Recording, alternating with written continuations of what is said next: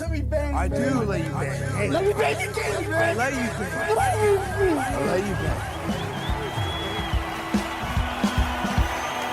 Greetings, marrieds and virgins.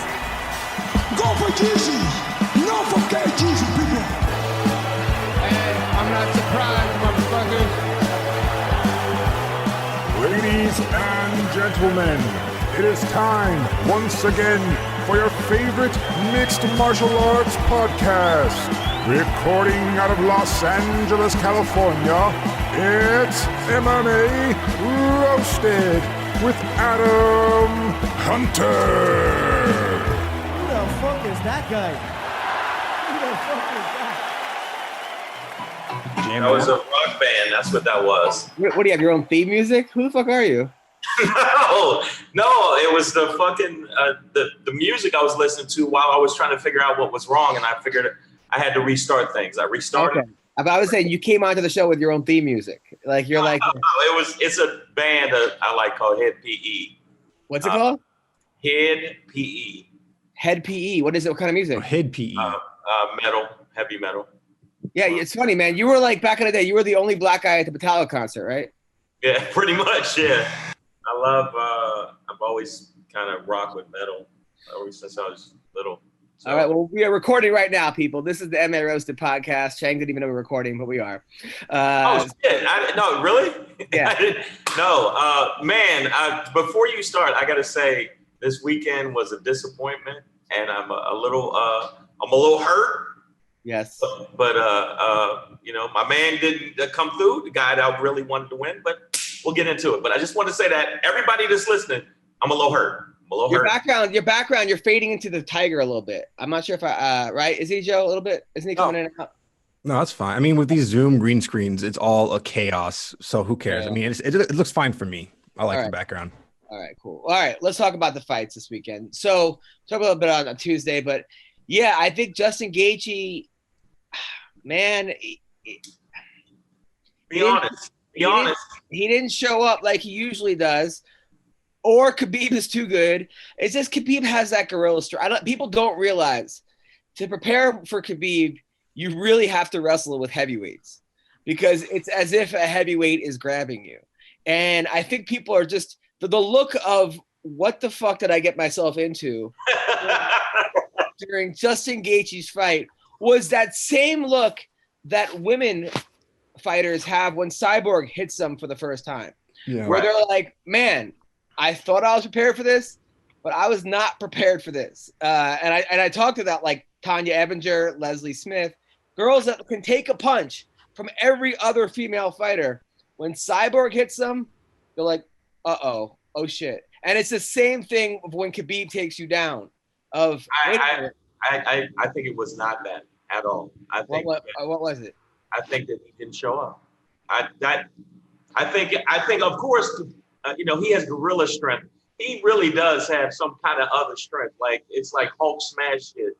But he didn't, I'm telling you, Justin didn't even look like he normally looks. He looked jittery. He was throwing wild punches. He was throwing crazy just from that. He wasn't even, his footwork looked weird and backing up and scared. I hear you. Maybe also not having a crowd might have affected him too, but he didn't have a crowd against the Ferguson fight, right? There was no crowd in the Ferguson fight. But he's also a guy that loves to play for the crowd. He feeds off that like you know. So maybe that. But look, we can go through a whole list of excuses, but we definitely can't take away from Khabib of when Khabib takes you down, you're not getting up. And look, Al Iaquinta was a great wrestler. Took second in the state, I think. He was a college wrestler. He got up, though. He did get up. He said it was a different type of strength. And it was a different type of feeling. And I think that Gaethje, it's like you don't know till you know. And I thought, like, Gaethje realized that, look, on the feet, it was a pretty even fight. I think it was pretty even. And I don't think he looked at it. Gaethje's calf kicks, I think if he'd got a few more in, I mean, he was lighting him up a little bit, but I'm telling you right now, I just think he didn't show up, man, and it was disappointing. I thought he would definitely be a little bit more pacing because he just seemed jittery. He just seemed like, oh shit, what have I done? Like, and it shouldn't have been like that. That's not the time to be like, oh my God, I'm fighting Khabib. It shouldn't be like, you should be like, fuck him. No, really, you should have went in with the same mentality and the pacing he did with Tony. He didn't. Come on, and we were watching it, and we're going, I bullshit you not. It's weird. And I have some Republican friends, by the way. They get on my fucking nerves by ignoring everything in the fucking world. But even they were like, the fuck is he doing? Like, literally, while they were watching. Hold on. First of all, is there like a reverb on him a little bit? Are you hearing any kind of verb on it? A little bit. Just are you using like your webcam microphone? Do you have like another mic or something? No, my other mic is down. It's fine. I mean, it's fine. It's not awful. It just sounds like webcam quality microphone. What does your Republican friends have to do with their reaction to the fight? Because I wanted to jab at that Ween. But how does that have anything to say? I know. I just did that to jab at Ween. I was fucking around. No, it's all right. Like liberal friends would be excited about the fucking way he was. That's exactly. No, it's just like, like my Trump supporters. No, I'm fucking around. Like I said, no, I was jabbing at Ween. Ween, by the way, good luck in Michigan. Look, first of all, I gotta say, and I know this is gonna derail, and people tell me quit with the political talk. I think that it's going to be a lot closer. Look, Kevin Hart, 2 weeks ago, Kevin Hart, after that debate where Donald Trump said something like, Proud Boys stand down and stand back, or whatever he said, right? Stand back and whatever he said. Kevin Hart literally wrote like, you just saw Trump and tell the KKK to stand by, which was not true. The Proud Boys are not the KKK, right? I'm not saying they're a great group. They're obviously not a group I would join or I would endorse at all, but they're not the KKK. But the amount of Trump people on Kevin Hart's Instagram was like 10,000 to it was like 10 to 1 Trump supporters to non-Trumps. And that's Kevin Hart. Those are his followers. It does seem like a lot of people. I went on World Star Hip Hop. I go on World Star. I love it, right? I got that link. Yeah. Kamala Harris made a video for Complex Magazine where she goes sneaker shopping, right? Where she shops for sneakers. And every comment was like, oh, this is how you talk to black people by sneaker shopping? Like, how dumb do you think we are? How pandering is this? This is bullshit. Just talk to us like regular people. Like, I think there's a lot of people that they're not saying out loud they're Trump supporters, but I know there's the stealth ones, but you know what? It's gonna be closer than you think. And I'll segue back to, as opposed to Justin and Khabib. Thank you, Shane. Thank you. Go right back. No, thank you. I really thought it would be a closer fight. If anything, Justin would start tagging him on the feet. I thought he would light his legs up, hit him with some good calf kicks, inside calf kick, and then his legs would go down, and he's good at takedowns. I was sitting there going, the fuck are you doing? You're letting this gorilla get on top of you. Is he good at takedowns, though? I mean, look, everyone keeps saying how good he is at wrestling. He was a 4-time All-American, but in his 30-something fights, we've never seen him wrestle. Like, literally, he stands there and punches people in the face and normally either gets he never wrestles. Like, it does sometimes, like, you know, sometimes the guys that like wrestle their whole lives, they get into MMA and they're like, fuck it, I'm done wrestling. Like Dan Henderson, Josh Koscheck, the list of people that fall in love with striking. Or Ronda Rousey, who's like, I'm an Olympic silver medalist in judo or bronze medalist. No more judo for me. I mean, it's mind-boggling to me because it's ego. Like, you don't think it. You know, you both know it's ego. It's like, I'm gonna stand with this motherfucker, so I can stand with him, and that's going against your strengths. I think a lot of people do that. I think Cormier. I think he did it. He was the worst because it's like, you're a fucking wrestler that throws people around the cage, like you ragdoll people, and you try to stand up and box with somebody that was obviously superior to you boxing. It was just, it's ego and bullshit. I think it's ego, but also I think it's a lot less energy to knock somebody out than it is to wrestle them for the entire time. Wrestling is exhausting, dude. Yeah. Like, it's exhausting. And I think you get to a certain point where you're like, man, I could like fucking drain my tank taking this guy down over and over and over and over again. Or I could just knock this guy the fuck out. And it feels better, it looks better, and in some ways it's easier. Especially because wrestlers have a lot of power because they have a lot of hip strength. and punches come from your hips. So I think it's also that shiny new toy. It's that new toy. But that, I think it's a lot that's harder. It's a lot harder to get, to like get up for your wife or your girlfriend you've had for 10 years than it is that brand new chick at the club who you don't know. It's a lot well, okay, that's an analogy for your ass. Let me say this about Justin Gaethje in this fight. So this is actually a win-lose situation for Gaethje. He lost the fight. That's the lose. But the win is that there's no champion for the 155 division. There's no champion. So he's still in that title contender shot. They got to have a tournament, though. I know. I'll say this. Out of all the people that are like top 5 in the light heavyweight or the lightweight division, there's one of them who hasn't lost to Khabib. And that man's name is Tony Ferguson. So I think if we're going to have a title shot for 155, Tony Ferguson, without a doubt, has to be one of the people fighting for that title shot. So you may see Tony versus Gaethje part 2 for the title shot, or the title might go to Dustin Connor. Who knows? But Tony, we still don't know. We still don't know. I think Charles Oliveira is also in that mix, though. I know. I'm 100% behind Charles Oliveira as a dark horse. Wayne, I agree with you 1,000%, but I really don't. It's still a loss. I don't. No, it's a loss. It's a loss. Yeah, 100%. Still 29-0. The other thing is, I did not see, and everybody was saying, you didn't see that coming. Like I'm fucking stupid. Like you didn't see that coming. No, I didn't see him fucking retiring. No way. I thought he was going to do 30 and out. I thought he was going to 30. Going. Yeah, I mean, we talked about this, but I'm kind of happy he retired. It seems like it was putting a lot of stress. I can't believe he broke his foot 3 weeks for the fight. Yeah. I mean, because imagine he didn't have a broken foot, he might even, beat him in the first round.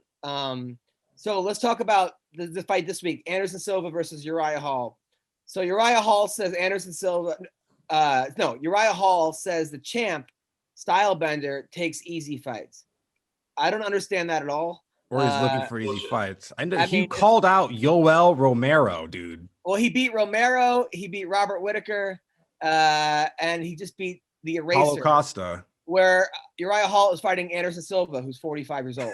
So, hasn't won since 2012. I'm not really sure where, maybe, I don't know, but that's kind of strange. Although Uriah Hall has the potential to beat anybody. Yeah. I mean, when Uriah Hall's on, he is on. Yeah. When he's off, I think he doesn't have that killer instinct, though. I saw it when he was on the show. He's like he feels sorry. He feels bad. He knocked somebody's eyeball through their asshole, but he shouldn't.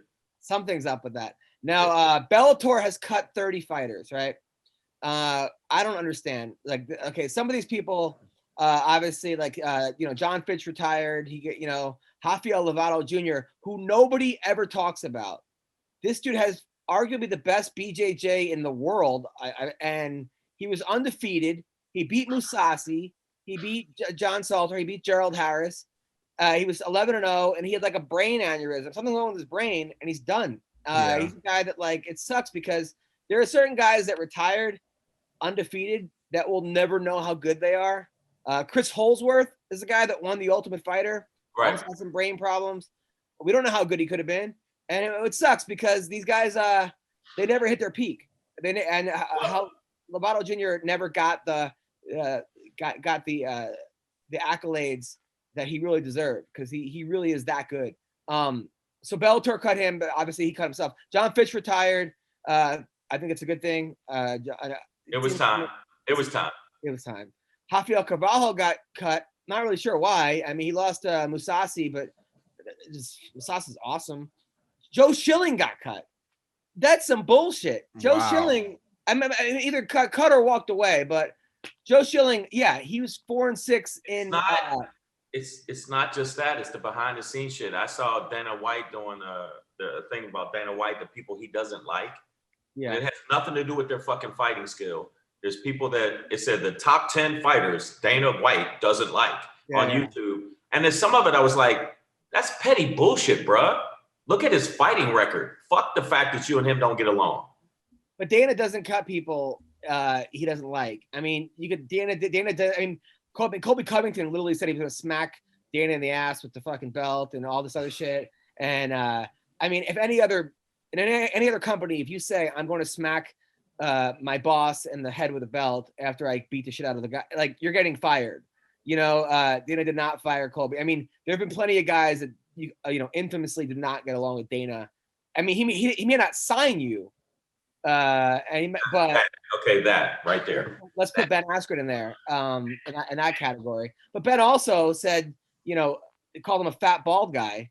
Not the best way to get hired for a job. I mean, you said it for a job interview, and you go, "Listen, I'm the best for this job, but you're a fat bald guy. You're probably not going to get hired." Yeah. Hey, your mother sucks cock in hell. Can I have a job? No, that's not going to happen. But I still think that them cutting that many fighters, there's going to be a lot of fighters looking for. Well, I mean, AJ Agazarm got cut. He is a great at jiu-jitsu, but his last fight looked terrible. And then he was screaming and yelling, or he refused to shake the guy's hand. Ricky Bandejas got cut. He lost 3 in a row, although he did knock out that Irish kid. James Gallagher. James Gallagher. I keep him around forever just for that. Richard Kiley, I like. Chris Lencioni. We had him on the pod. He got cut. I freaking love that kid. I'm talking about the jiu-jitsu kid that beat AJ. That's a surprising one. Why did he get? He just came off a huge win. Yeah, I don't know why he got. And cut. He's entertaining as a personality. Yeah, because Bellator don't know what the fuck they're doing. It's the mystery Wheel of Fortune when they're on. There's a fight card today at 3 p.m. I know, but that's part of the reason now. Like, we're losing money because we don't have a fucking set schedule. I literally felt like I was going on like a egg hunt, looking to fucking find bullshit. Roy Nelson got cut. That makes sense. Yeah, Roy went 1-5 in Bellator, and then Frank Mir got cut. It's sort of that one kind of makes sense, Yeah. Makes sense. Even though he's a big name. That were cut, it does make sense. Some of the people you go, what the fuck? Yeah. So, but Bellator in general, I like Bellator. Don't get me wrong, but Bellator in general, my general thing when I think about it is, what the fuck are you doing as a business? Forget the fighting side of it. As a business, get set times, set places you can see the shit, and that's it. And that's why they're losing. I think they're losing. What was the worst gig you ever did, Shang? The ones with you? No, no, we had good gigs. A one-nighter in Cleveland, that was one of the worst. Denver, Colorado, where the feature got beat to a pulp. No. Yeah, he kept talking shit to these gay guys, and the gay guys apparently had hands. They barely, they beat the shit out of him, and they still wanted me to go up. So I'm on stage standing in puddles of blood. Would they beat him up on stage? Beat him up on stage, bloodied him, and then how many gay guys beat this guy up? Two ran on stage and just started attacking him. Yeah, because he kept talking shit to them. Yeah, he kept talking shit to them, and they're like, white guy or black? Was it white guy, black guy? One white guy, one black guy. No, the guy on stage. Black. Wow. And then after that, I was thinking fight. After a fight, and he's bloody, like his head's fucking gushing. I thought, well, show's over. I'm going back to the hotel, and the booker's like, no, fuck, the people are still here. Get up on stage. So I literally was stepping in puddles of blood while I was doing a set, and the audience was so freaked out. I'm like, well, all right, what do we do? And I made sure I said, and they didn't make the two guys that beat him up leave. Oh my God. So I was like, hey man, I like your little sparkly shirt. I think your sparkly shirt's very delicious. I could take one of them for sure, but the other dude looked like he had a head made of fucking adamantium. Because the guy threw a couple punches back, but he just was it like how far into his set was he when he got beat up? 10 minutes tops. Wow. So it just was horrible. Did to do his time too? He said, hey, you're gonna do a longer set. This fucking guy got beat up for your show. And that was the worst. And Stitches in Philadelphia was absolutely, and it's called Stitches. Some woman started vomiting because she was drunk, and she keeps vomiting. And I'm like, should they take her the fuck out of here? My set went from killing to, oh shit, this lady's vomiting. So everybody paid attention to that. And I was like trying to still do my set. And she kept throwing up. And I'm like, Get her the fuck out of here. Hey, good being mean. She's a woman. Oh, what the fuck? Because she's a woman? She's apparently a possessed woman. Where did you say to make her vomit? What? I was apparently one of my jokes didn't sit right with her, and it was fucking horrible. But see, you've been at shows like I think that we gravitate in fighting, especially you. You've gotten in fights with comics. Dude, that one time was like, well, first two. Once I went to Africa, I was supposed to go with Bang Lee to do Africa for the military. And they sent me with this guy, Little Bro, this black guy from Texas. And the whole time he's just insulting me. We were arguing over, all I said was like Eddie Murphy's movies aren't as good as they used to be. And the whole time, man, fuck you. And I'm like, I'm sorry. I just don't find this one as good as Beverly Hills Cop. And the guy's just like, man, you don't know shit, blah, blah, blah. What, me, Dave? Get the fuck out of here. It was like when George Bush was the president. He went up there. He's like, man, fuck George Bush, like to the military. Like he's like their head, and then he's not doing his time. All his jokes are about like peanut butter on his dick while letting the cat lick it off. Just the worst comedy you've ever heard. And then we go to Bahrain, downtown Bahrain, and we go into this like massage parlor, and there's all these like transgender massage girls, and then he runs out and then locks me in there. So like aha. So I like left. Then I'm like, I gotta get away from this guy. So I go back down to town. He's like, you're going back to the massage parlor. I'm like, okay, whatever. So we go to Africa, Djibouti, Africa. And he has no money, so I had to pay to get him through customs. They shook us down, and we're hanging out by the troops the first night. And he's like, "Man, Adam's gay. Adam's a homo. Adam this." I was just so fucking tired. I like took his hat and like mushed him, and he's like, "What?" And then the guy charged me. I overhooked him and underhooked him, and just lateral hip tossed him on his head. And I put my fucking hand back, and I'm like, "What, motherfucker? Say something!" And then the troops had to break us up. We hadn't done our show yet. The military guy takes us both into the closet. Goes, man, what's wrong with you? You're supposed to lift our spirits. You need to find Jesus, right? And I'm just like, He goes, I'm gonna treat you like I do my guys. I'm either gonna take your money or punch you in the stomach. So I'm like, fucking punch. I had no money. I know he didn't. And the guy was he said I deserve that, me beating him up. So the fucking Sergeant Haggerty punches both in the stomach, right? And then it didn't even hurt. I was just happy that I like beat up I threw the other comic at his head. So and then I did the rest of the tour with the guy. He didn't say shit to me the rest of the tour. Well, because you underhooked him to the ground. That's why. I mean, but no, I see. Like that's what it is. I think that when you gravitate to that, even with comedy, there's a certain point where you're like, I've gotten fights with people at shows. Yeah. But after the show, I've always done my set, and then after the show, in Maryland I did, in New York 3 times, because he didn't like one of my jokes. He's like, I'm gonna wait and tell you after the show, and I'm like, dude, you're gonna be in trouble. Dude, that was the first time. The second time, I got booked. It was like the worst week of my life. I got booked to do work on Ellis Mania. It said it was like, hey, looking for a comic that knows MMA. So they put me in front of like an Avid, which is like an editor, and they wanted me to log. I had to watch 75 hours of Ellis Mania, which was actually awesome.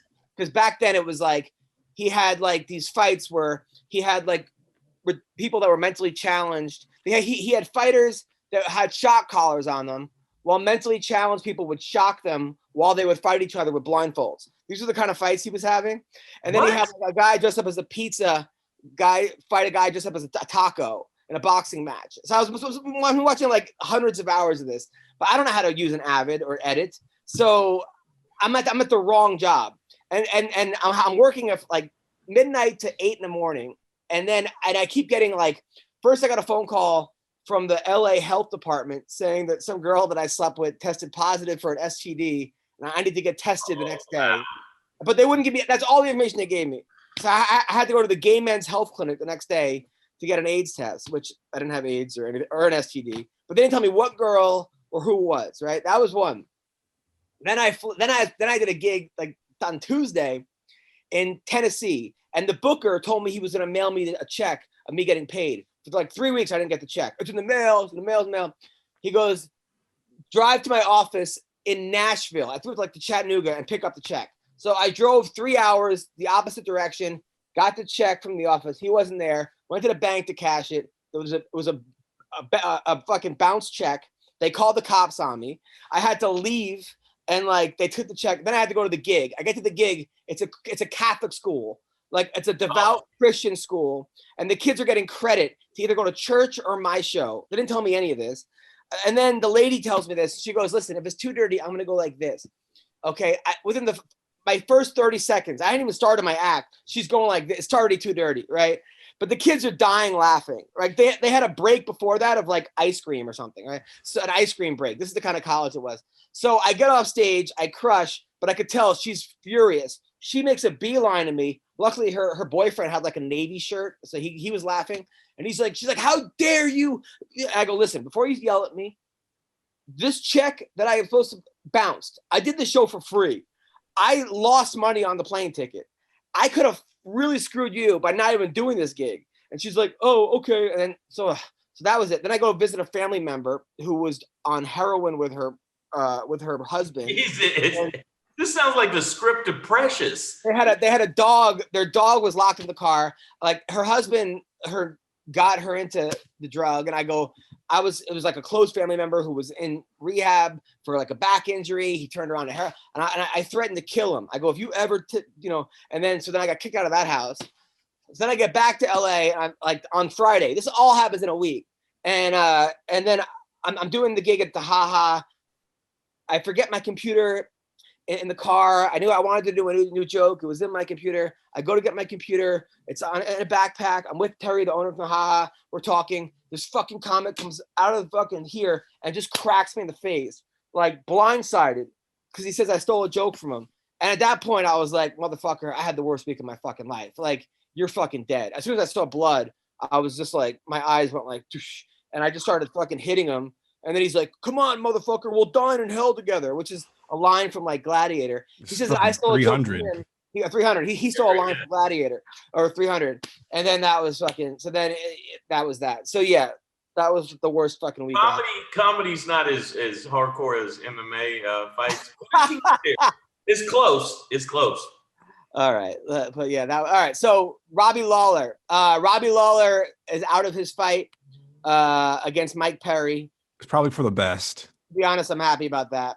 Mike Perry said he wants to fight. He wants to fight Chimaev. I think that's a good fight for actually Mike Perry. I think Chimaev destroys him, but we don't know if Chimaev can take a punch. But Chimaev, I think it's a hype train. There's a lot of fighters that were like, "Oh, I'll fight you. Fuck you."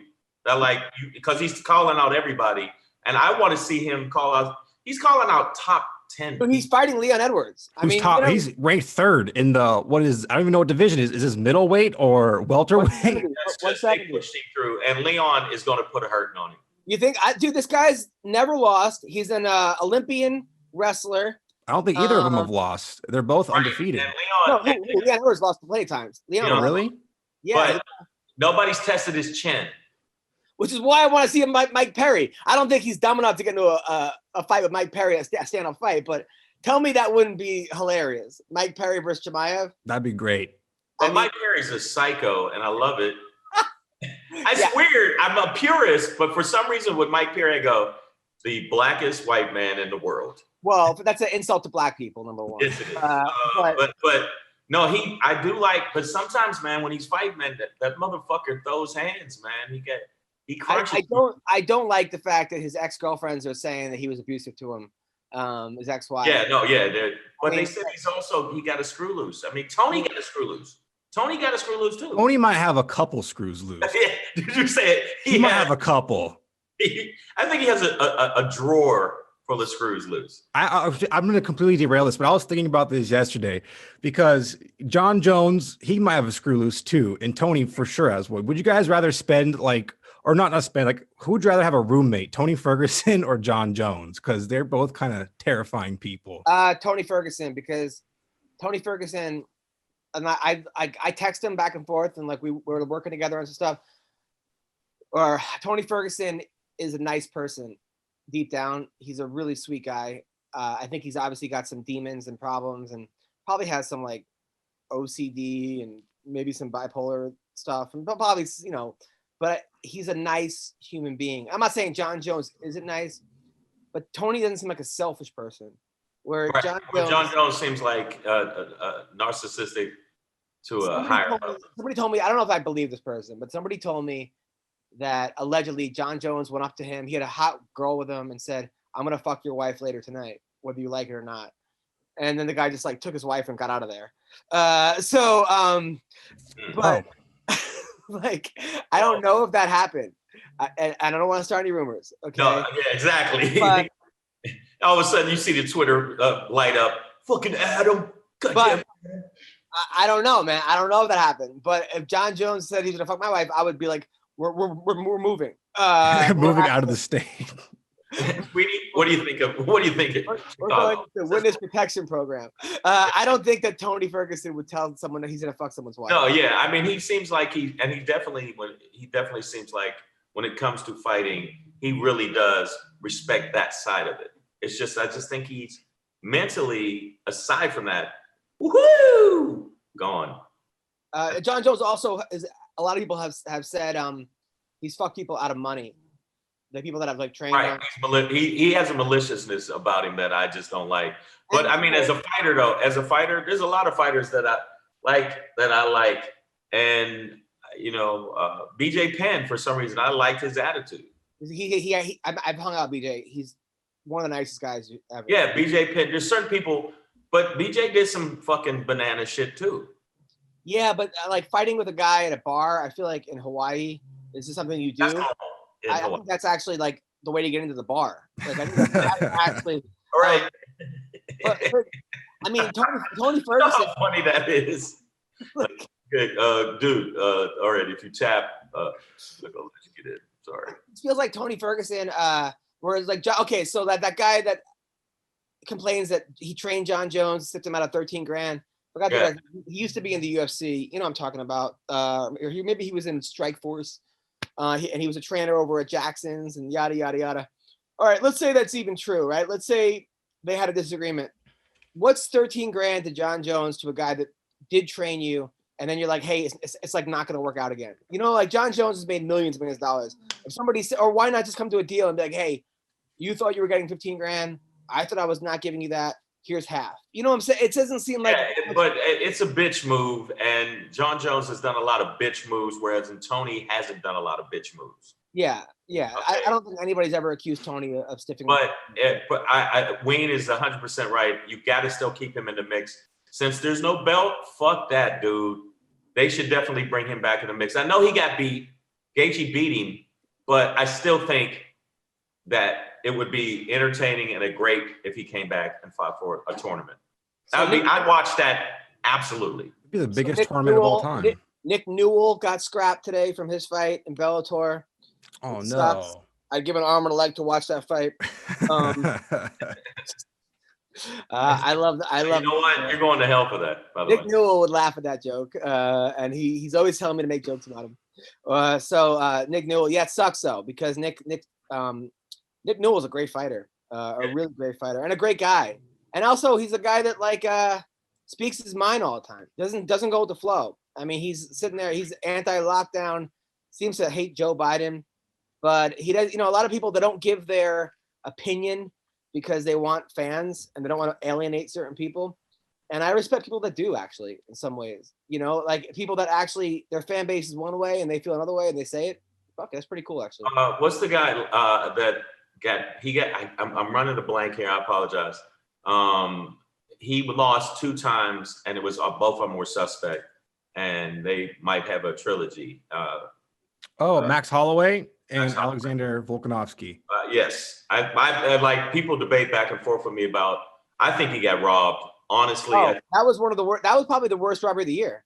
That was. Oh yeah, I agree. Okay, yeah, I agree. It was a robbery. Period. That was the robbery. The only issue with that was that when a guy wins the first 3 rounds and loses the last 2, or was it a 3-round fight or 5? They were both 5-round fights. When a guy wins the first 3 and loses the last 2, a lot of times they give it to the guy who won the last 2.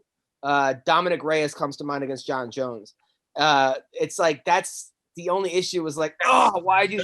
It's bullshit. It's bullshit. But I think Max Holloway, from every interview, that's for somebody I'd like to meet. Everything I've seen him say, one of the most chill motherfuckers ever.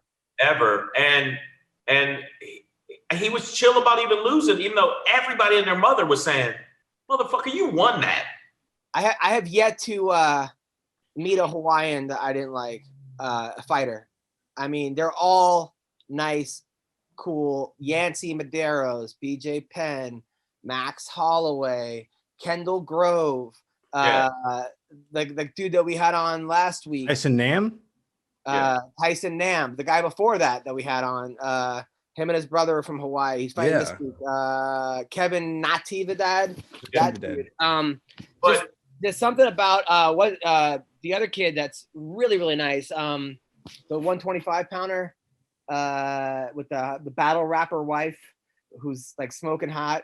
You know, he loses a lot. He lost by triangle, I think, his last fight, but he's a good dude. Anyway, Hawaiians are just if America was Hawaii and Hawaai was some like chill shit, was like the rest of America, I feel like we would live.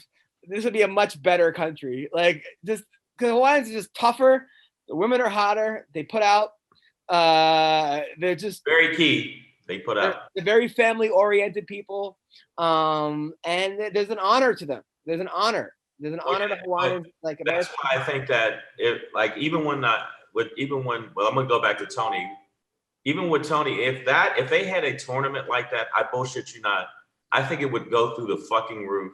I think the rating. I mean, like if they're talking about ratings, even with no audience and all that other shit, everybody would watch that motherfucker. Everybody. They're gonna have it. They're gonna have it. I feel they're gonna have it because you can't give Tony Ferguson the belt right. I mean, you could say that Tony Ferguson will fight Justin Gaethje for the interim belt, but then you go, well, why wouldn't Poirier fight for that? You have three different guys that are coming off losses, aside from Poirier, who's coming off a win to Dan Hooker, but that doesn't really qualify him as the belt. So you really can't. You're going to have a tournament. You're going to have to. And then you got McGregor there too, and Michael Chandler, and McGregor's coming off a win.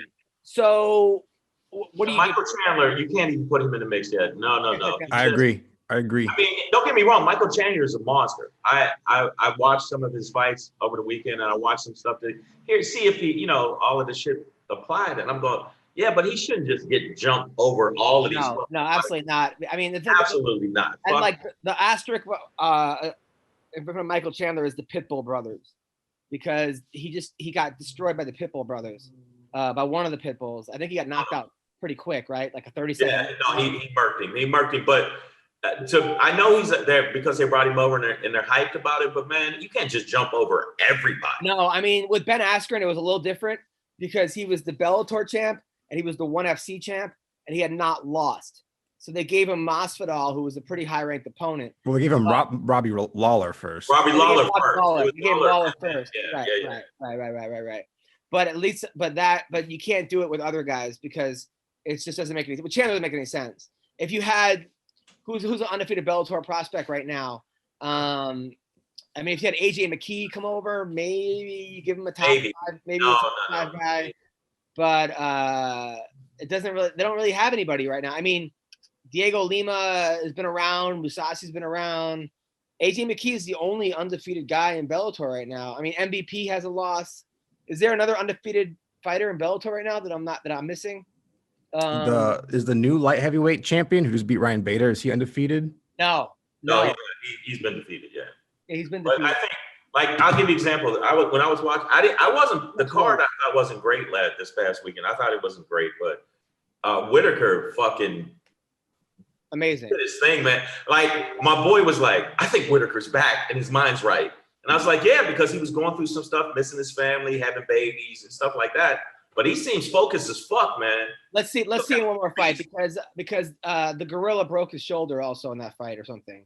So, broke his arm. His arm was broken. Yeah. So let's see. I gotta have one more fight before I fully believe we have the same Whitaker we had pre Izzy fight. Because pre-Izzy Whitaker, you don't think he looked good? I thought he looked really good. I think he looked amazing, but he didn't look that great against Darren Till, and he looked awful against Izzy. So, but Izzy's made people look awful. So you can't 1,000%. But he's also look how good Kelvin Gastelum looked against Izzy. I mean, That was one of the best fights I've ever seen. And Gastelum was like 2 minutes away from winning that fight. If he wins the 5th round, Gastelum's a champion. Right. And not even Gastelum's weight class. That shows you how good Kelvin Gastelum is. But he shouldn't even be in that weight class. I mean, he really should be a 170 pounder. Like I've stood next to Kelvin, and I'm 180. I'm 182, and I'm about an inch or two taller than Kelvin, maybe 3 inches. Like he's not a big dude. He just loves eating. He put himself in a tough spot because he went and fought the Joker, Jack Hermanson, and lost in like 6 seconds via heel hook. And now Hermanson is fighting Darren Till. So maybe the winner of that fights Whitaker. But I've listened to a couple interviews with Whitaker after his fight. He seems like he's not too like enthusiastic about going for that title shot again. He just seems like he's going to go with the flow. He's like a weird guy. He's like a real nice guy. No, you know what? Because I saw that interview. And he just seemed like he didn't want, like when they said Izzy, he went, yeah, that's a tough guy. That's a really tough guy. Yeah. All time. But he also has, in December, he's going to have a new baby. He has children. I think he didn't have enough balance between his life, at least the interviews I watched, and the UFC countdown I watched, and they showed the interviews. But I'm going to tell you right now, man, I don't know. I disagree with you, Adam. He looked fucking great. He looked amazing. I think he's ready. He looked great. I just want to see him win one more time. You don't trust it? Off of the come on, bro. You could argue that Till won that for a fight against him. Like, no. It wasn't. I mean, as far as who hurt who, Till hurt him more in that fight. Right. Till's a heavy hitter, but he won that Whitaker, fight. It was pretty close. I mean, Ween Dog, how close is that? That was a close fight. I mean, Till kind of knocked him down with the elbow, right? Yeah, it was. That's the only thing I really remember from the fight. But Till didn't do as much damage. I mean, he didn't do as much work as Whitaker did. And Whitaker in this last fight was fighting. Oh, he looked amazing against the Gorilla, but I wasn't even that sold on the Gorilla. It was like one of those things where everyone kept talking about how great he was, and then I was like, all right, I guess he's as great. Same thing with like Paulo Costa. Like I kept saying, everyone keeps saying how great Paulo Costa was, and I'm like, yeah, but we really haven't seen him that much. Like we really haven't seen. I don't know. I'm believing everybody because I'm listening to people. Right. Sometimes it's hard for me to unless I've watched somebody 3, 4, 5, 6 to like really get behind somebody. Like even with Chimaev, I'm really not sold on Chimaev until I've seen him. I'm telling you, he's gonna get his. I think Leon's gonna put a hurting on him. We don't know. I mean, it's a thing. Like even with the kid with Edmund Charbazan, that kid Edmund. Yeah. I was like, yeah, we've only seen him be the hammer. We've not seen him be the nail. Okay. Right. When I watch somebody come back when they lose the first round or second round and they come back, like Andre Fili, who's fighting this week. Andre Fili like loses a lot, like he gets fucked up, but he comes back. But that's fans love that. Fans love that, but it also, I mean, Justin Gaethje's a guy who comes back. I know that if he's losing a round or two, he can come back. There are certain guys where if you beat them in the first round, they're done. Vitor Belfort was especially like known for that. Chael Sonnen told me, because I remember when Chael kept calling out Vitor Belfort back when Vitor was just knocking people's eyes out of their fucking brains. And I'm like, and I go, Chael, I'm like, dude, aren't you kind of worried? This dude seems like he's a fucking monster right now.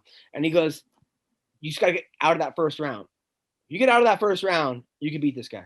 Right. He's never won a fight where he's lost the first round. But Whitaker, with Till, I still think that he won that fight. Whitaker, I mean, look at Whitaker's fights with Romero. I mean, it was unbelievable. It was Whitaker. Yeah, yes, he's back. Yes, he looked great. Yes, I was impressed. I would just like to see him fight one more time before he gets that next. And the thing is, when you saw Acosta fight, they're both gorillas to me. I mean, what is he, 41, 42, and he still like looks like he's cut out of granite? Who are Yoel? Yeah. Yoel? Cubans, we don't know how old they are. Like, we don't even know if the guy could be like 87 years old. We don't. Or 18. Dude. Is he 42? Did you see the new Borat movie? Not yet. Not yet. It looks funny though. I saw the trailer. I laughed on the trailer. It's so funny. the guy's a genius. But there's a black woman who like steals it, who's like the grandmother in there. And they said she was 62 years old. I thought she was 30 something. Like, black people do not age. Fucking, I saw what's her name in concert. What? I'm 75. You're 75. 75 years old, young man. I saw what's her name in concert. Who was it? Ashanti is a fucking smoke show. It was Ja Rule and Ashanti. It was before Ja Rule flipped everybody off at the Fire Festival. But she is beyond. Like, she hasn't aged at all. I mean, I put her up against 21-year-old. I mean, any 21-year-old. Ashanti's. How did that happen, Shane? What is it with black? I think that oppression. I think oppression. Oppression keeps you young. You go, you know what? I'm gonna at least look good. The world's shit on me, but I look good. I know. Honestly, I'm gonna tell you right now. I mean, even though you're not the first person that said, well, I don't know about Whitaker. Whitaker ran into Izzy, but Izzy's a fucking buzzsaw. Okay. But the fact that Izzy beat him the way he beat him made me think, oh, he's on some other level shit. Yes, at the same time. Robert Whitaker also had a lot of shit going on, and I think a clear, on point Robert Whitaker would give him more problems. I mean, look, Izzy, everybody's beatable. The thing about Izzy though is that what frustrates me about Izzy is when he's on, he's unbelievable. And when he's off, he still wins. But you're just like, what did I just watch? Joe, I got to talk to you. What's up? Last week's in the books. It's gone. But now is the time to review the tape and prepare for this week. There is no better place to get on all the action than with DraftKings, the leader in one-day fantasy sports. To add to this week's excitement, DraftKings has a free shot at millions of dollars in prizes up for grabs. How cool is that? And if you haven't tried DraftKings yet, head to the App Store now because you don't want to miss this. Draft your lineup and feel the sweat like never before. Every run, pass, and catch means more with DraftKings. It's simple. Just pick your lineup, it's underneath the salary cap, and see how your team stacks up against the competition. Nothing adds to the excitement of watching the game quite like having a shot at millions of dollars in prizes. And for everyone who's looking forward to this week's UFC 254, which is us, okay, be sure to check out DraftKings MMA contest. How cool is that? UFC 254 with DraftKings. Here's your call to action. Download the DraftKings app now and use code ROASTED. For a limited time, new users can get a free shot at millions of dollars in prizes this week. Don't miss out on the Week 7 action, okay? Enter code ROASTED. They get a free shot at millions of dollars in prizes with your first deposit. That's code ROASTED, only at DraftKings. Make it rain. There's a minimum $5 deposit required. Eligibility restrictions apply. See DraftKings.com for details. Check it out. Like, for example, the Yoel was aboard the snooze fest. The Yoel Romero fight, the Anderson Silva fight. There was another fight where you're just like, what happened just now? Anderson Silva was entertaining. Stop it. It was entertaining. That was not entertaining. It was. Come on, man. It was a sparring match. I know, but it's okay. I don't know. I don't want Anderson Silva to fight anymore. Honestly, I'm glad he's retiring. He's not retiring. He's not. That's the narrative that the UFC is playing, because I think the UFC wants him out of there, but Anderson's like, I keep fight. He says he's retiring, possibly retiring for the UFC, but his contract's up. But he might go somewhere else. Just stop. If you look at the Hall of Fame and just all fighters, he was one of the first fighters where people outside of watching fighting that were like, oh, Anderson Silva. Like, I'm talking about dudes on the block, like, yo, that dude Anderson Silva ain't no joke. Like, literally, he was that big. But I just think he, after his leg got fucking mutilated, snapped, I just thought, that's when I thought he should have been like, you know what, I'm good. Because he's rich as fuck. I looked him up. He's rich as fuck. He doesn't have to fight more. Khabib is like, I'm going to train people. I'm going to be a coach. Yeah. Do that. So you're still into the mix. But look, the difference is, like, Khabib, you could see him training and being happy. He doesn't seem like he has to be on. Where Anderson Silva, like, dresses up like Michael Jackson and goes on Rolling Stone magazine. He's like, you can see him on Dancing with the Stars in Brazil. he enjoys that celebrity. He enjoys that, like, and he would miss the lights.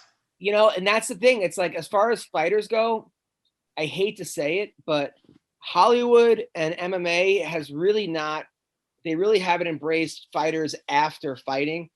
I mean, you look at like Gina Carano is probably the best example of somebody who's had a really successful Hollywood career, but that's because a couple directors who are huge loved her. Like Steve Soderbergh kept putting her in things. Right. Now she's in the Mandalorian. So she works. But Ronda Rousey, I think, was in like a movie or two, and then she was in. And then like didn't really kind of. I don't think she liked acting. Rampage was in the A Team, and then he said acting was a huge hit, and they didn't. He said acting's gay.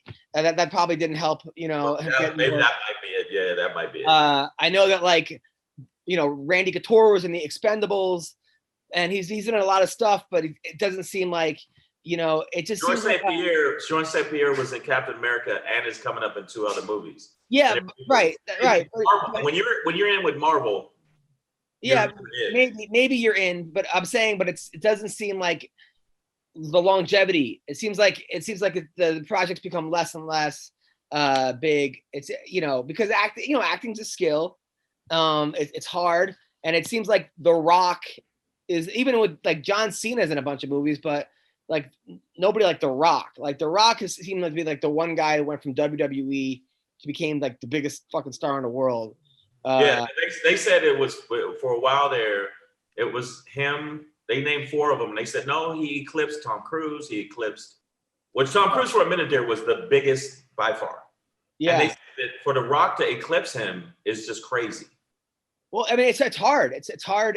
Acting is hard, and it's hard to come up with good projects. And there's so much stuff out there, and yada yada. I think Conor McGregor would be great in movies. I think Conor McGregor got charisma off the fucking charts. I mean, and the thing that I like about him, even though there's stuff I don't like, beating up old dudes in a fucking bar, that's bitch shit. That was bitch shit. And anybody that tweets me about this shit again, I'm gonna say it again. I said it then. I said, nah, that was some bitch shit. You know you're Conor McGregor. Chill the fuck out. All right. But I'm gonna tell you right now, he could be in movies. I think Chael Sonnen could be in movies. They got charisma, man. They got fucking charisma, and if they hone that charisma, man. And the thing that was cool about between Chael and Conor, and I debated with a friend of mine, Ben, about this. I thought that at least Conor backed up what the fuck he was saying. Chael Sonnen really didn't. Chael did for a second. I think that Chael. Oh my God! No, also Conor, when he was doing it, he had like 1 loss. Chael had like 10 losses, and was sort of like not really making a huge mark before he kind of did that. I think there was a lot more tape on Chael Sonnen than Conor McGregor. People didn't even know what the fuck Conor was doing for the first couple fights, and then now all of a sudden it's like, hey, to beat Conor McGregor, you have to do this, and it's still hard to do, but there's more ways. There's more tape on them. And as far as charisma, I could see Conor McGregor in like Guy Ritchie movies. I could see him doing, you know, it just takes. I can see him on a show called Barbarians. I can see him on a show called Viking. I mean, we'll see. But the whole point was that Anderson Silva seems to really enjoy the spotlight a lot more, which I think will make it harder for him to retire. To retire. But I think if he loses this fight, he should just go to like one championship or somewhere where they're a little looser on the USADA laws, on the drug laws, and let's see how he reacts if he's allowed to, you know, take testosterone or steroids or whatever. Right. You know, he might be a whole new person. Belfort. I mean, Belfort. I've never seen a body go from like okay, huge and back in Pride, to completely deflated back in the UFC, to even bigger than you were in Pride, to then back to deflated, to now he's like enormous again. You're just like, what? Come on. At the same time, it's like either all steroids should be legal or none should be legal. Yeah. I think otherwise you're gonna keep having these like problems with people. Yeah, it's gonna keep happening. But I mean, even this weekend, even though I'm more of a fan of Uriah than, believe it or not, most fighters when he's on. I think he's gonna win this weekend, but it's not gonna be like, he's not gonna get any props because it's an older Silva. Yeah. Does that make sense? What I'm saying? Like 100%. Even though it's still, Anderson Silva, I'm still like, you won, so what? Fight somebody. Well, the problem though, even if he wins though, it's like, who's, besides for Chris Weidman, who's knocked out Anderson Silva? I mean, who's knocked him out? I mean, the gorilla. What happened? His Silva's leg got fucking like fell into the front row or something. But like, who's? It's hard to catch Anderson Silva.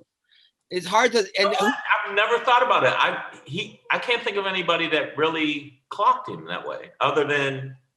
So it's not going to be, I think, as easy as people think it is, because Izzy couldn't knock him out. People can't, even when he loses. Like, let's go over his last 6 fights, Joe. Jared Cannonier, TKO leg kick, Izzy decision, Derek Brunson win via decision, DC decision, Bisping decision, Nick Diaz no contest, Weidman TKO leg injury, Weidman KO punches. Yeah, so that was the last time he was knocked out, but it was Weidman. And before that, it was like 25 fights before that he got knocked out, even if he ever lost. I don't even think. No, he didn't get knocked out before that. He got submitted. Fucking amazing. So he's been knocked out once in how many fights?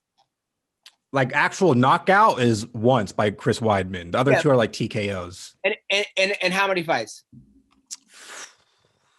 34 plus 10, 44 fights. So yeah, so it's not gonna be that easy for Uriah Hall. Yeah, Izzy was saying, people were like, why did you knock him out? And Izzy was like, I was trying to. I mean, Daniel Cormier couldn't knock him out. Daniel Cormier knocked out Stipe, so it's going to be hard. He's a tough, it's like, it looks a lot. In his 40s though, you got to put that in the mix. The only person I've seen fight-wise, if you look at fight-wise, that was older, that I was like, there's no way he's going to beat this guy, was Floyd Mayweather. I just thought Floyd Mayweather was too old. He was fighting a guy that was like almost 20 years younger than him. And he made him look like he wasn't even, he's 40 pounds heavier than him, and he's still against him. The Mexican champion now. Oh, what's his name? Yeah. But that, yeah. I mean, it was like he was playing with him. Back then, that guy had no amateur background. He like went pro at like 17. Talking about Canelo. But Canelo's, but that's what I'm saying. But I mean, to have that much age on him, and I think that he's just too old. I mean, that's fucked up for me to say as an old guy, but I'm just keeping it real. He's too old, and I think he should chill, honestly. Oh, I totally agree. Also, Bryce Mitchell's fighting Andre Philly. This should be a good fight. They finally gave Bryce his camo shorts. I'm so excited for him because he kept fucking bitching. He said he was going to fight the security guards to have camo shorts. That just goes to show that if you want something in this sport, if you're a fighter and you want something, just consistently shout it out on Twitter, shout it out to the universe, and eventually what you want will happen and will consistently win your fights. Sure, yeah, that too. Win in a fucking fashion. That too, yeah. That's a little part of it. Yeah, you got me there. Fucking win the fight. Yeah. But no, honestly, I'm keeping it real with you. Honestly, Bryce, I just go, yeah, man, all that bitching, I'd like to see you do some more damage. More damage? What? I don't like him. You're crazy. I'm not crazy. Dude, this guy, I mean, Shang, I love you, man, but this dude, all right, last fight, Charles Rosa, 30-25, 35, 35, 35. But it's just 30-24. How many times have you seen 30-24? For some reason, he just doesn't seem like the fight before that. He won by Twister. The fight before that, Bobby Moffett. Maybe it's just I'm not a fan of his. It could be this, that. Sometimes we get in our feelings like little bitch men, and that's when I'm being a little bitch man. Dude, he's like, in Shang's defense, he hasn't won via a KO or TKO ever. That's Shang's defense. Monsters. I like. Even though I first got on the sugar train, for a minute there, I was like, this dude is just walking up on motherfuckers and icing them. Because he was icing people for a minute there before this last, and even that fight, I thought, well, his ankle twist, you don't know. But I'm telling you right now, I like dudes like that. I like the fact he was icing people. Oh, but this dude, Bryce Mitchell's that jiu-jitsu. I mean, Charles Rosa is known for his jiu-jitsu, and Bryce just destroyed him. That was shocking. I mean, 30-24 is like. I may not know that, yeah, but what I'm saying is, I don't know. It's just some of the shit. 10-8, 10-8, 10-7. I want to see him ice some more people. If I see him absolutely mollywop somebody. He hasn't lost a round in the UFC. But okay, you know what I mean. I understand. You want to see him knock people out, but how many submission wins does he have, Joe? 9, I think. Oh, I just left 9 out of 13. 9 and then 4 decisions. So he subbed 9 guys out of 13. But Andre Fili, on the other hand, first of all, I know a guy who's considered the best jiu-jitsu guy in the country who sparred with Andre Fili. This other guy is also undefeated in MMA. And he said he could not stop saying how great Andre Fili was. Andre Fili is a very underrated fighter. Right. Because I think he got knocked out a couple times, but I thought he beat Sadiq Youssef. He beat Shayman Moraes. He beat Miles Jury. He lost to Michael Johnson in a fight you could argue he won. He beat Charles Jourdain. He beat Dennis Bermudez. He destroyed Artem Lobov, who's the greatest of all time. He beat Calvin Kattar. He lost to Yair Rodriguez back in 2016. I was at that fight. That was one of the scariest knockouts I've ever seen. It was like the crane kick, Shawn Michaels. Yeah. Kick to the head. But if you take away that fight, which was 5 years ago, he lost 2 split decisions. One unanimous, but to Youssef argue. So the dude, he could easily be 7-0.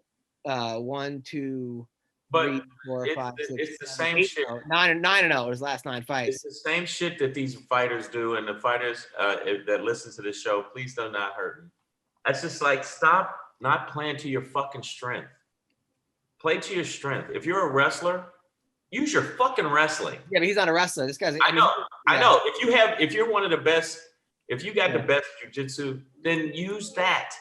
Use it. Of course. And a lot of them want to be the man. I'm gonna stand up and fucking, get in a firefight. And a lot of them don't want to firefight with certain people who got hands. Well, this is gonna be the best guy that Bryce Mitchell has fought. He's a guy coming off the Ultimate Fighter. This is gonna be a good fight. This is gonna be a really good fight, honestly. Actually, that one is better than the Uriah and. 1,000%, of course. Yeah, you got 2 guys that are up and coming that could be champions versus the guy that Silva. I don't think he's not gonna be champion again. Yeah. And Uriah Hall might become a champion depending on how he does against Anderson Silva, but he's not even allowed to be Anderson Silva. I mean, people are pretty split on this. Greg Hardy against Maurice Green. Greg Hardy's always a guy that's like fun to watch in the octagon. He's a big favorite in this fight, which was very surprising to me. Greg Hardy is. Well, I know Maurice Green's not training over at Greg Jackson's. Before he was training at that's good for Maurice Green, because I think before he had his own gym. Yeah, but I mean, who do you got on that fight though? Maurice was getting his ass kicked by Gian Vellante the last fight. Yeah. And then he made Gian tap by exhaustion. Remember? Like Gian yeah. That was the weirdest. I tired you out, bro. I tired you out with my face. How you feel about that? It was unbelievable. It was like, you're like, what? And then before that, he lost to Alexei Olnik by submission. Before that, he got knocked out by Sergey Pavlik. I'm almost counting the Vellante fight as a loss because even though he won, I still think he lost that fight. He knocked out Junior Albini, the guy that wears a diaper. This is weird. That's off topic. Yeah, a little bit weird. Can I retract one thing? I was fucking around with saying it with Bryce. It's just I started listening to people saying, "Yeah, but the motherfucker never knocks nobody out," and so I start buying into that bullshit. So that's me. And Greg Hardy's coming off a win against Jurgen De Castro. Wasn't that guy like he threw like 2 punches during that fight? I don't remember that fight specifically, but I remember his last fight against Carlos Felipe, which was like 2 weeks ago, where I lost money on that one. So yeah, he lost that fight too, right? Greg Hardy, he beat Jurgen De Castro. I'm saying, did De Castro beat Felipe? Oh yeah, De Castro lost to Felipe, and Castro was like the big favorite in that fight too. Yeah, and then he lost to Volkov before that, but actually looked good. He beat Juan Adams. That was a fight that actually he destroyed Juan Adams. Like Adams talking tons of shit during that fight. I don't know. Greg Hardy's the guy he's the guy, Shang, that was in the NFL. I know. Yeah, I know exactly who he is. And I'm all for second chances. This is like his 9th chance. But fuck it. I mean, I don't know. We don't know how good he could be. He said he went from a D to a B fighter. So these are his words. I'm not even sure he's a B fighter yet, but he's definitely an A athlete. So right, and I think that, but sometimes he just depended on his athleticism instead of actually getting technique down and getting in there and really working it. From the stuff I've seen, So if he got with somebody that got his technique together, he might actually do damage and stop also stop fucking around. Like there's some fighters you got to admit, and we you both know this. There's some fighters that you know that if they just stop fucking around, they'd be fine. If they of course. Just stop fucking around, they'd be like, you'd be a champ. They would be a champ. And I just think that he's one of those guys that I see. Every gym in America, in every sport almost, has that guy that could have been the best if he just would take it seriously. I mean, I can't tell you how many kids I've coached that like they could have been state champions if they actually put their head into it, but they, something else got involved: girls, drugs, parties, schoolwork sometimes. Yeah, but it's usually girls, drugs, parties. I mean, that's usually like, and I'm sure every gym has that too. I mean, oh man, that guy would have been so great if he just this or if he just that. You and I both know most of life is just showing up. It's just actually showing up, being there, and then actually doing what you said you're going to do. Even as a comic, there's great comedians, but they're not going to show up to the gig. They're going to show up late. They're going to be a pain in the ass. You don't want to work with them. Yeah, but and the other thing is that when I said learning new technique, like even I've been writing a lot more. I did during the shutdown because I want to kind of switch stuff up constantly. And I did a show yesterday, and it was cool to actually do like about 80% of my set was newer shit. Yeah. Right. But you gotta do that. And like I've been writing more and more and more. And so I think that's it with fighters. Right now, the fighters from before, the fighters now, the younger fighters can see that they can be huge stars, and they are paying more attention. A lot of the younger fighters. 1,000%. Yeah, but I still think that there's guys that like we brought up Perry that are just so out of their mind. I watch them because they're out of their mind. Does that make sense what I'm saying? But they're not my favorite, but I still go. Oh, I still watch this also, the guy's got insane knockout power. He's got a fucking head that's beyond hard to, you can't kick the guy unless you, I mean, the guy that knocked out Perry, no one ever talks about this guy. Another undefeated guy from Texas. What's that guy's name, Joe? This dude, everyone sleeps on this guy. And he is Perry? The guy that knocked him out with a head kick in like 1 minute. I was there. I was literally there. This black dude from Texas, and he's unbelievable. Oh, Jeff Neal. Jeff Neal. Nobody's talking about Jeff Neal. Okay. What's his record? He's 13-2. 13-2. Okay. Who has he lost to? Kevin Holland, who's fighting this weekend, and that's Martin Sano. And this was in 2013. Damn. Okay, so he hasn't lost in 8 years? Well, no, he hasn't lost. He lost to Kevin Holland in 2017, but the fight before that he lost was in 2013. So he hasn't lost. Let's talk about Jeff Neal right now. Here's a guy, 1, 2, 3, 4, 5, 6, 7. He's on a 7-fight winning streak, right?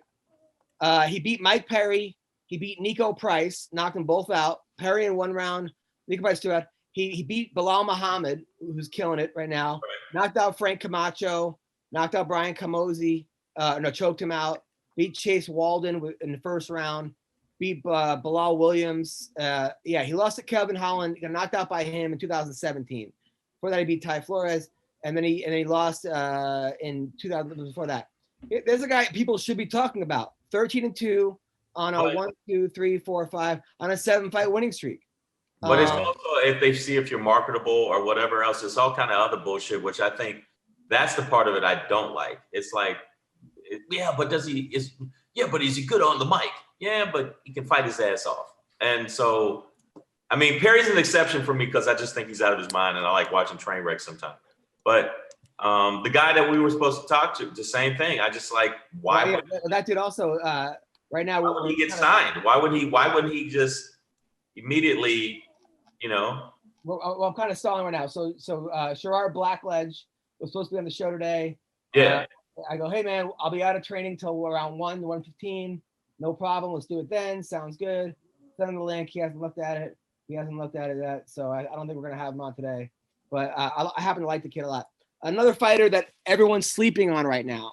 Everyone is sleeping on this girl, a female fighter named Tatiana Suarez. Okay. I don't know why she never gets mentioned. Okay. She's 8-0, won the Ultimate Fighter, 8-0 with 2 knockouts, 3 submissions, 3 decisions, right?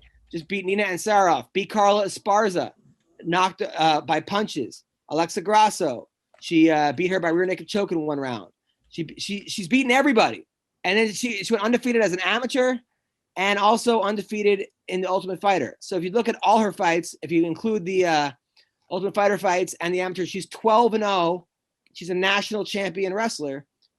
Nobody talks about her. I understand she's hurt right now, but she should be in that mix of 115. But what do you think it is that people, you give all these people's numbers and records and everything else, what do you think it is, why are they not talked about? Well, first of all, this girl beat cancer. She's a national champion wrestler. Yeah. I don't know why do I think Water dragon, it's like, the fuck else you got to do? I killed a dragon. What the fuck else I got to do? I mean, look, for a while I was saying Khabib was the guy when people kept leaving him out of the mix. I was talking about Daniel Cormier right when he first came to like Strikeforce.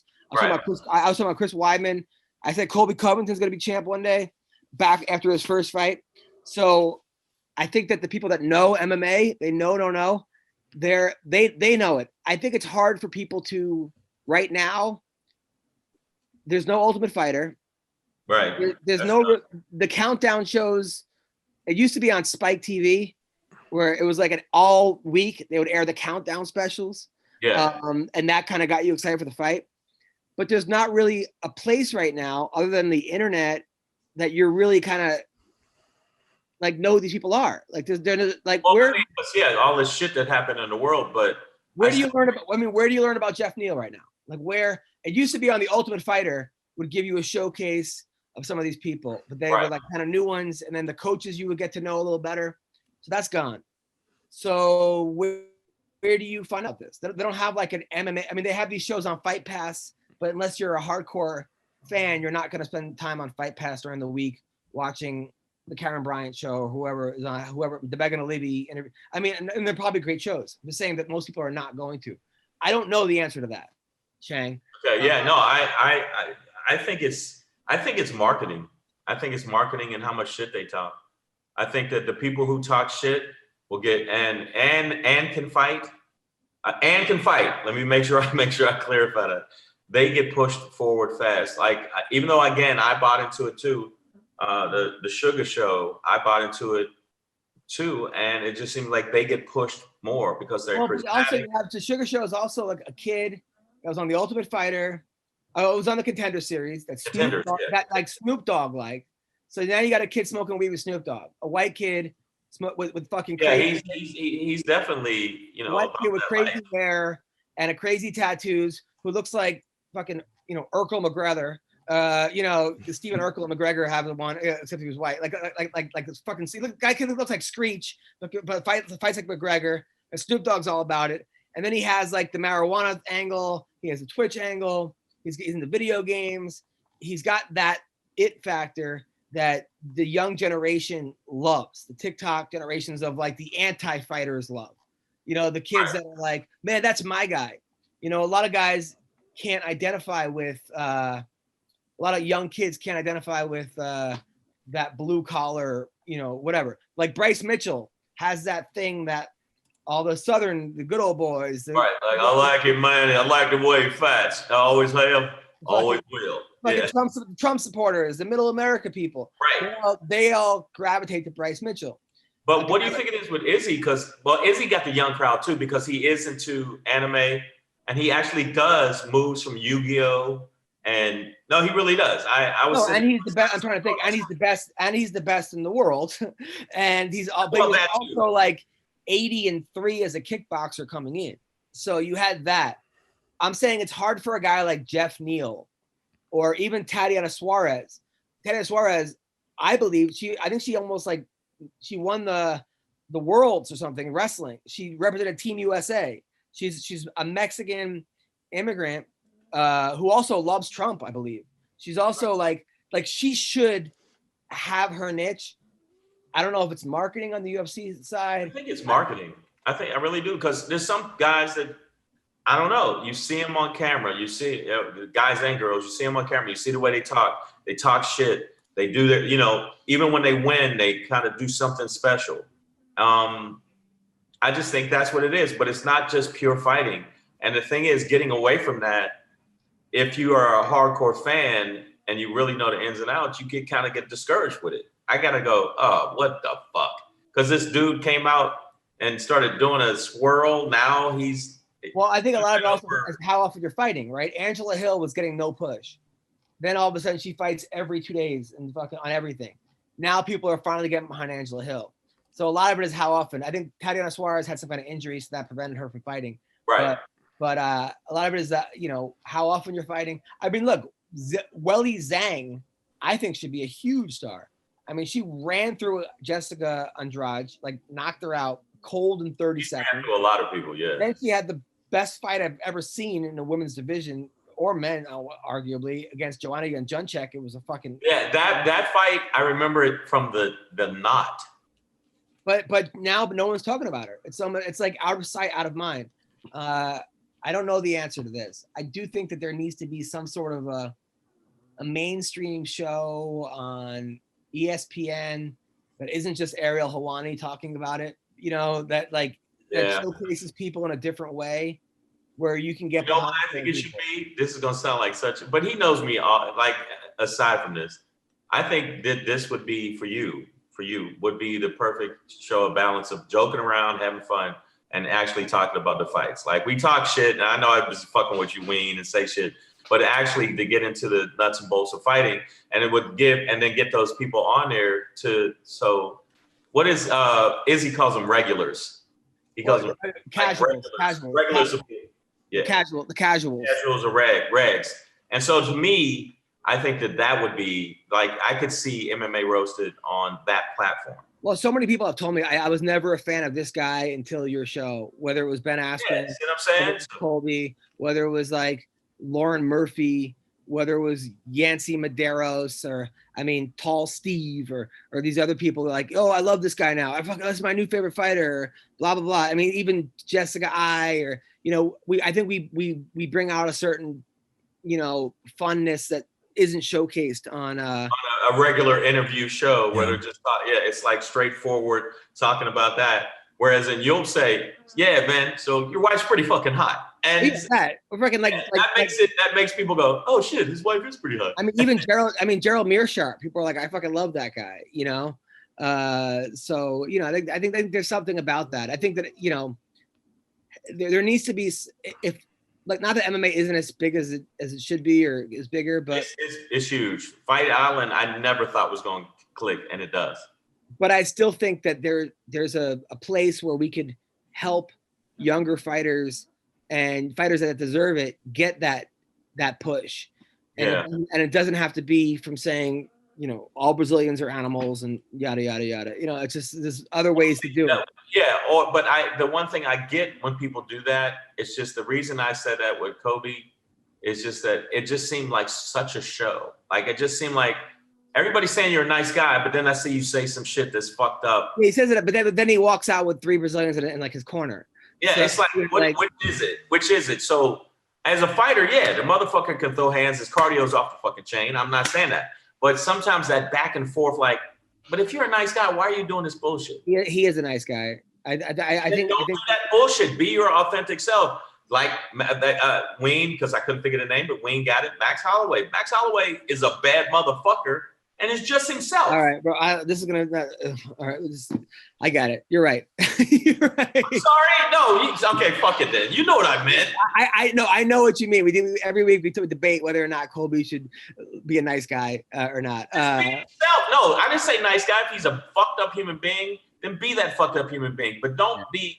One person says, no, I met Kobe. He's chill as fuck. And then get on the mic and then say, just be an ass. To the point where the fucking Dana White's like, you know what? Yeah, good luck with trying to hit me in the fucking head with the belt. That was crazy. That sucker shit. Like, you come on. Don't do that. I know. It's a different era though, man. Maybe I'm old school. I like the fact that there was some fighters like GSP, you could try to goad him into talking shit, but he pretty much is like, no, I'm just going to be me. No, the best GSP was when he said, I'm not impressed with your performance. That was the most polite fucking shit talking I've ever heard. Your kicks were not angled right. I'm not impressed with your performance. Like, I mean, how much nicer can you be to somebody? By trying to like insult them? Yeah, but think about that. Now, arguably, because they kept bringing it up, and they interviewed him. They interviewed him right after. It was either right after the Khabib fight. And they're like, "Do you wish that he wouldn't have retired so you could have fought him?" He says, "No, I'm good. I have a lot of money. I'm good." He's like said, Khabib was the scariest I've ever seen anybody. Was when Khabib was punching Michael Johnson in the face while looking at Dana White, going, "Give me a shot." Dana, you have to give me a shot. And then him apologizing. "I'm sorry to punch you, but it's my turn." Like I've never seen a more polite way to beat the living shit out of somebody. That was scary. Damian Maia did that one time when I think he submitted Chael Sonnen really quick. And he said, my goal is to beat someone without hurting them. And I'm like, that's a scary fucking dude right there. Yeah. If a dude could beat you up without hurting you, like, just think about that. Like, that's skills off the charts. That's fucking Matrix level shit. Like, I'm going to beat the shit out of you, but you're not gonna. But don't worry, it's not gonna hurt. You'll be all right. You'll be all right in a couple of days. Yeah. But I think that's the same thing. It's the same shit. And I know we get into debate about Kobe. I'm just saying that's the thing that irritates me to fuck out. I'm curious to what's going to happen with Colby on November 4th, because if Trump wins, we get 4 more years of Colby. But if Trump loses, what's he gonna do? I mean, he's still gonna be obviously an awesome fighter. But you think his like new shtick is gonna be like, I'm a Joe Biden fan? That'd be hilarious. That would be, yeah. And then I would be like, okay, there you go, you fuck. No, come on, dude. Wait, you heard what Trump wanted to do after COVID? Like, he was going to come out really weak, and then rip off his shirt. It was going to be Superman. Oh yeah, dude. Honestly, I might have voted for him if he did that. Like, honestly, I'd be like, that would have been so funny. I would have probably laughed, but I still would have been like, the fuck is wrong with you? Tell me that wouldn't have been the funniest thing ever. Absolutely. I would have absolutely laughed, but I still would have been like, stop it. You're the president. You got shit to do. As a comic. Fucking shticks. As a What is that, a shtick? Hey, man, I was going to come out. Then I'll do a roll and like fucking just do it. Come on, that would have been the greatest. It would have been great. It would have been great, but it's great and horrible at the same time. But there's something like so juvenile like that, like even when the whole Stormy Daniels thing happened, like when she sued him and lost, and he goes, "That's what you get, horse face." Like it was a porn star that he had an affair with, that he gave money to, blah, blah, blah. All this shit happened. He cheated his wife. And then he calls her horse face on Twitter. You're like, something kind of funny about I'm one of those people that I kind of don't want my president calling people horse face. Understood, but that's kind of what's funny about it. Yeah, now, jokes-wise and funny-wise, yes. But you don't think it's kind of funny that like the president of the free world is like calling calling a girl he hooked up with horse face?